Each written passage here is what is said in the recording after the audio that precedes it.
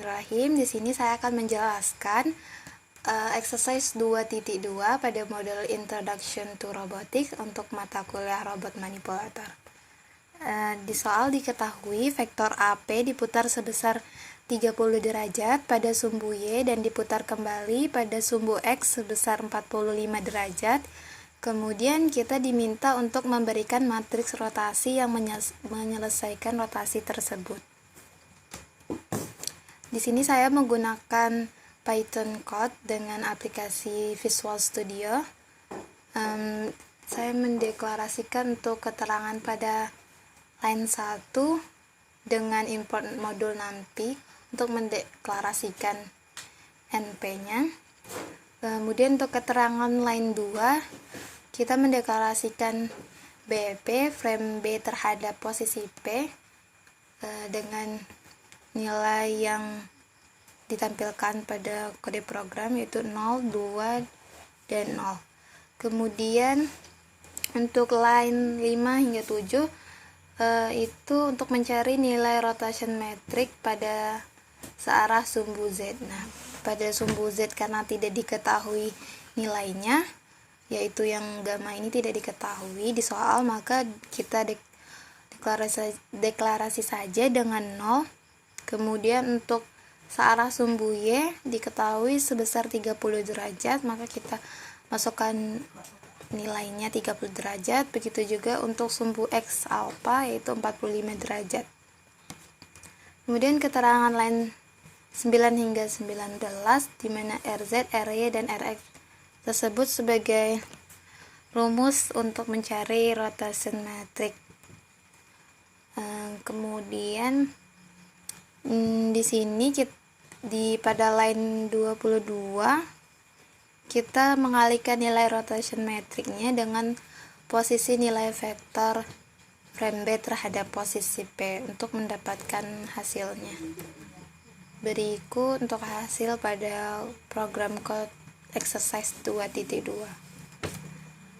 Selanjutnya untuk exercise 2.4 pada modul Introduction to Robotics.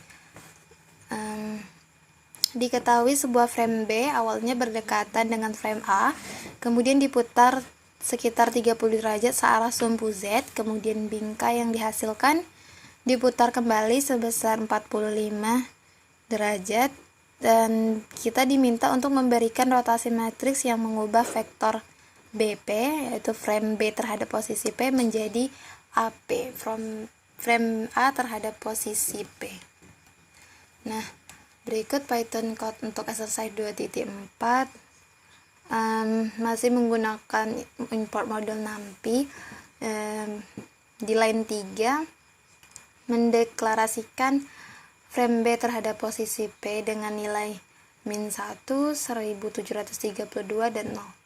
Kemudian pada line 5, 6, dan 7 itu untuk mencari nilai rotation metric pada searah sumbu Z, Y, dan X. Seperti yang diketahui pada soal, untuk Z-nya tadi diputar sejauh 30 derajat, kemudian untuk Y-nya tidak diketahui, jadi kita bikin 0 saja, dan alpha untuk sumbu X itu adalah 45 derajat. Dengan mendeklarasikan kembali rumus RZ, RY, dan RX-nya sebagai rotation matrix-nya. Kemudian di line 13 sampai 15, di situ kita untuk mencari rotasi frame A terhadap frame B dengan mengalihkan rumus rotation matrix-nya. Kemudian nilai rotation matrix-nya dikalikan kembali dengan posisi nilai vektor B terhadap frame P, sehingga mendapatkan hasilnya seperti pada program code 2.4 berikut. Kemudian selanjutnya exercise 2.13 pada modul yang sama, sebuah definisi frame, yaitu frame A ditransform terhadap frame U. Berikut untuk nilainya seperti yang ditampilkan pada soal. Begitu juga untuk frame A yang ditransformkan terhadap frame B, dan frame U yang ditransformkan terhadap frame C. Nah, kita diminta untuk menggambarkan diagramnya seperti pada gambar 2.15 pada modul seperti ini. Kemudian mendeklarasikannya ke dalam program Python. Untuk line 3 yaitu